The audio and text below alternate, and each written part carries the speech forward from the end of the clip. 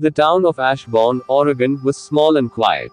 It sat near the edge of a vast, ancient forest that the locals simply called the Deep.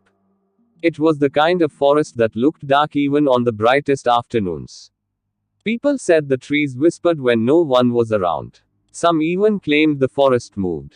Most people in Ashbourne stayed away from the Deep. Not because of danger, but because of something worse, the unknown. But Aaron Miller had a reason to go in. His twin brother, Illy, had walked into the Deep 3 years ago. He never came out. No body. No trace. Just vanished. Aaron had tried everything: search parties, dogs, drones. Nothing worked. The Deep swallowed his brother whole. Now, Aaron had one final plan. One last chance to get Illy back, or at least find out what happened. And Rachel, his girlfriend of 5 years, had made it clear: "I'm going with you. No matter what." Aaron packed light, a satellite phone, compass, flashlight, food for 3 days. Rachel did the same. Before leaving, they stood at the edge of the forest in silence. "I can't let you do this alone," Rachel whispered. Aaron looked at her, eyes tired but thankful. "I need you with me." And so they stepped in. As soon as they crossed the tree line, the air changed. It felt thicker. Time slowed. Birds stopped singing. It was like the forest was watching them. They walked until the sky dimmed, though it was barely noon. The light that came through the leaves was greenish, unnatural. The compass spun wildly. Rachel frowned. "That's not good." Aaron stared. "It was fine 2 minutes ago." They kept walking, using the moss on the trees to guess direction. Every step seemed louder, every breath heavier. Then Rachel stopped. "What's wrong?" Aaron asked. She pointed. A red ribbon tied around a tree branch. Aaron ran to it. His hands trembled. "It's Ellie's," he whispered. He had this on his backpack the day he went missing. Rachel looked around. "So we're near where he was last seen." Aaron nodded. Then the wind changed, and it whispered.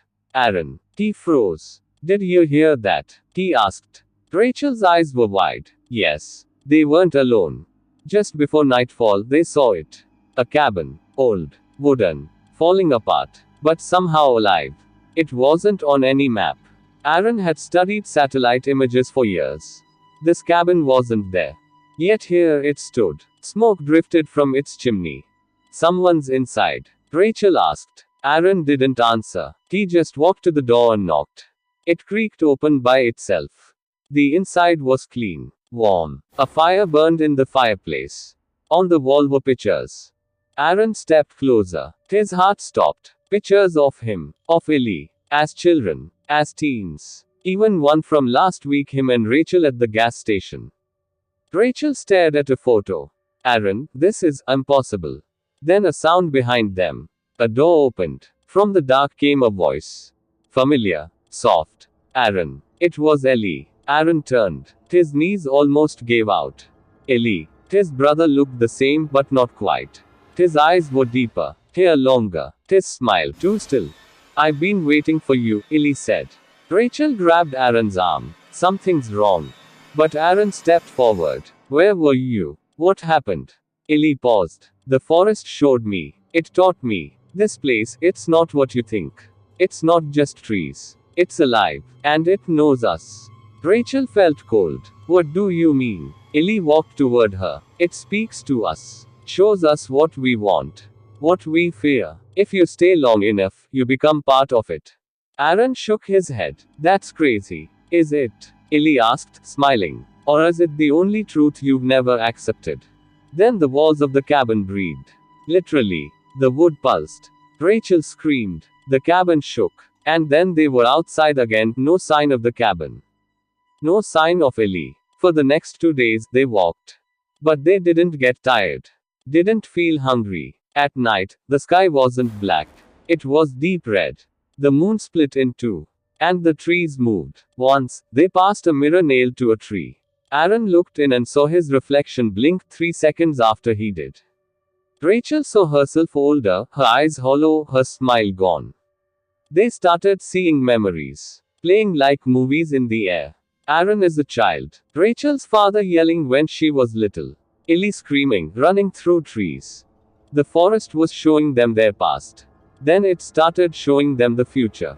Rachel, alone, crying on a cliff. Aaron, sitting by Ellie's grave. Then a third future, Aaron and Rachel, hands joined, glowing, their feet rooted in the soil. Rachel whispered, I think it's giving us a choice. They came to a clearing. In the center was a tree taller than any building. Its bark looked like skin. Its leaves whispered their names. Under the tree were 3 doors, standing alone. No walls. Just doors. One was white. One was black. One was made of mirrors. A voice, not male or female, spoke in their minds. One door brings truth. One brings death. One brings change. Only love chooses right. Aaron and Rachel looked at each other. I'll go first, Aaron said. No, Rachel said. We do this together. They held hands and walked to the mirror door. Aaron reached out. The mirror rippled. Then they were pulled in. They fell for what felt like hours. Then they were in a new version of the forest. Everything was glowing. They weren't alone. Ellie stood there, smiling. But behind him were hundreds people who had vanished in the forest over the years. Old, young, lost. We're not dead, Ellie said. We're part of it now. This forest is another world. It's connected to every emotion, every choice. It chooses who stays and who leaves. Aaron stepped forward. Why didn't it let you go? Ellie looked sad. I chose wrong. Rachel asked, then how do we choose right? Ellie pointed to each other. Love without fear. Trust without proof. Then the forest shook. You have to choose, Ellie said. Stay and become part of this forever. Or leave but forget everything. Aaron looked at Rachel. If we leave, will we even remember each other? No, Ellie said. That's the cost. Rachel's eyes filled with tears. But if we stay? Ellie nodded. You become more than human. You become guardians. Aaron turned to Rachel. I'd rather lose myself with you than live a full life without you. She nodded. Together, always. They kissed. The forest accepted. Light burst around them. Their skin shimmered. Their eyes turned golden. Roots grew around their feet but not to trap them. To connect them. The forest whispered again. They chose love. They chose truth. From that day on, no one disappeared in the forest again. But travelers say they see 2 glowing figures deep in the trees watching. Protecting. Not human. Not ghosts. Something more. Something that chose love over fear. Something the world still doesn't understand.